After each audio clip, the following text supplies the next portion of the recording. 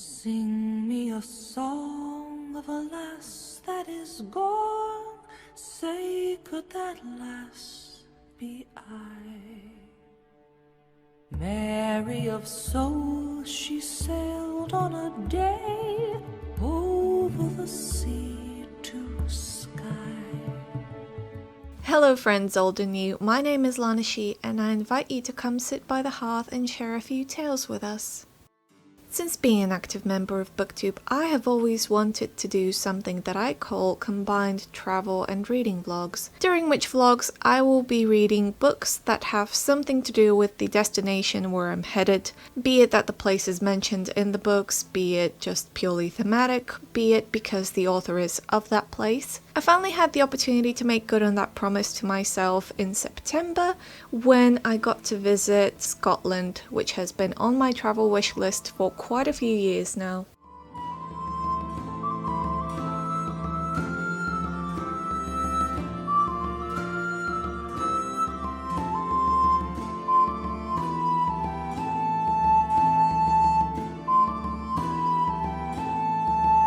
I haven't made things easy for myself either, because the book that I've chosen to read also seems to provoke a lot of different and rather strong opinions. I'm talking about Outlander, the first installment in a series of historical romance science fiction novels by American author Diana Gabaldon. The series focuses on the 20th century British nurse Claire Randall, who time travels to the 18th century Scotland and finds adventure and romance with the dashing Highland warrior Jamie Fraser, as you do. And what better time to form my own opinions than on my trip to the beautiful, stunning Scotland.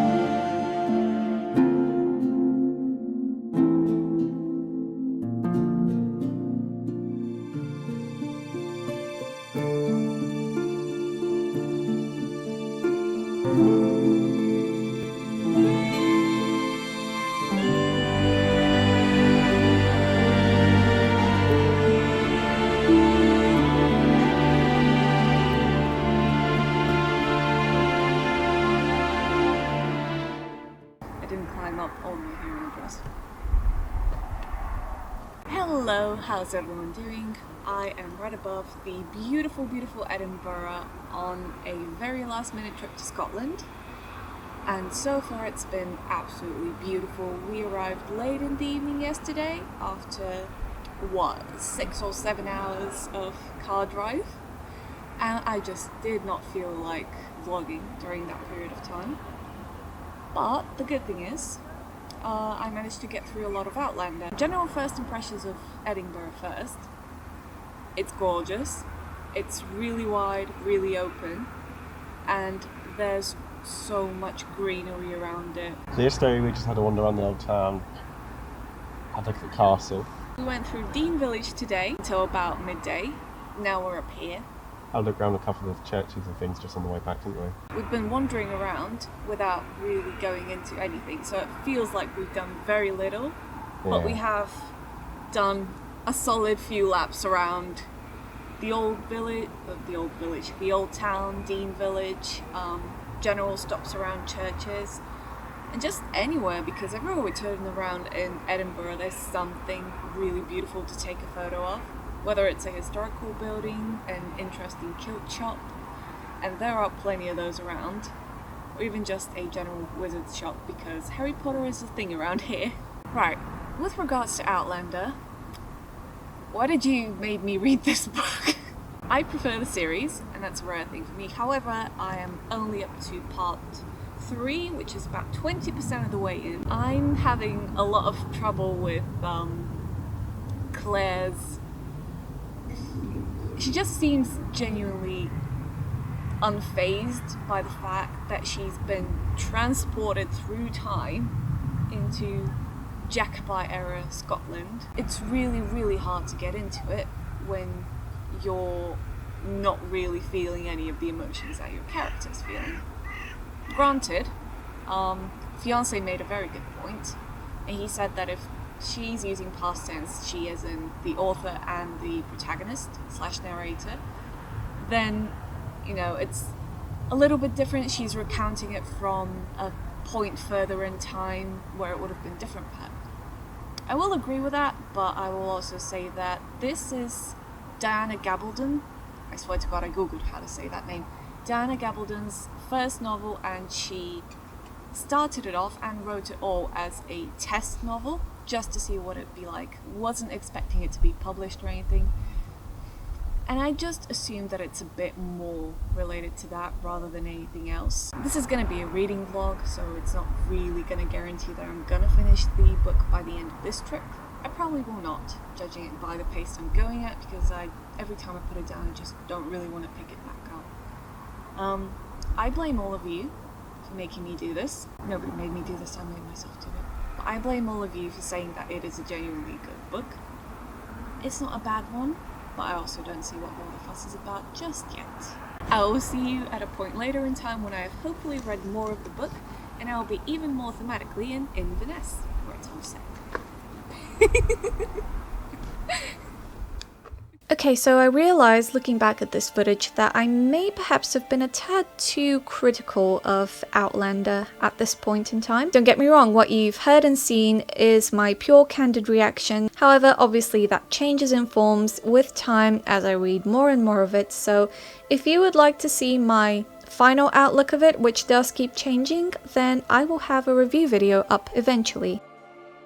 The day after filming this, we went to visit the Botanical Gardens of Edinburgh, which held a plethora of generally amazing flora to go through. However, as much as I would like to pack all of that stunning footage into one single vlog, I feel like it may end up a bit too long and a bit too tedious to watch. Please expect me to upload a video based purely on my time at the Botanical Gardens, which will be a lot more nature and relaxation focused rather than me just talking over some pretty stuff. I would be remiss, however, if I did not tell you about one of the landmarks in Edinburgh that I was looking forward to the most. This is the Witches' Well, which honours the lives of all those who were burned at the stake or hanged after being accused of witchcraft between the 15th and 18th centuries. Each victim was denied a proper trial. And with just about everything we wanted to see in Edinburgh ticked off our to-do list, we headed up north towards the Highlands, to this much smaller town of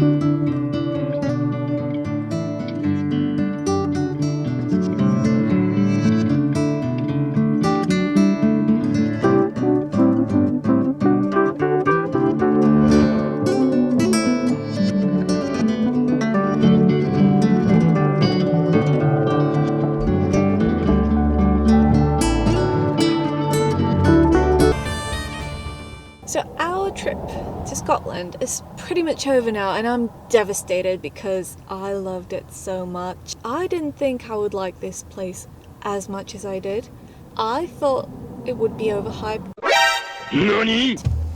You got me a present! If it wasn't so bright and sunny, I'd totally drive naked. Just 'cause I think it'd be comfy. Since this is the last bit of vlogging I did on this trip, and I said very little of any importance, I feel obliged to recap very quickly what I thought of Outlander. By this point I was about 40% of the way through. I did find myself increasingly immersed and invested in the storyline, and while Claire was still just as unimpressed with everything that's happening to her as she was at the very beginning of the novel, and Diana Gabaldon's writing style still had one too many she said angrilies and he remarked reassuringlies, it eventually stopped being that big an issue for me because I found myself wondering and waiting to see what happens next in the story itself. The novel also doesn't seem to be overwhelmingly cheesy in its romance, which was a genuine concern for me. Granted, I did get a fair few laughs out during sex scenes, which I know were meant to be intense and passionate. If you're interested in finding out more about that, I will, as I said, have a full review up eventually, with both a spoilery and a spoiler-free part. For now, I do hope that you enjoyed this video, and if you did, give it a like, subscribe, and perhaps give some of my other videos a chance as well. Or if you didn't like it, tell me what was bothering you about it in the comments below. I'm Lana She, and I thank you for listening to my tale.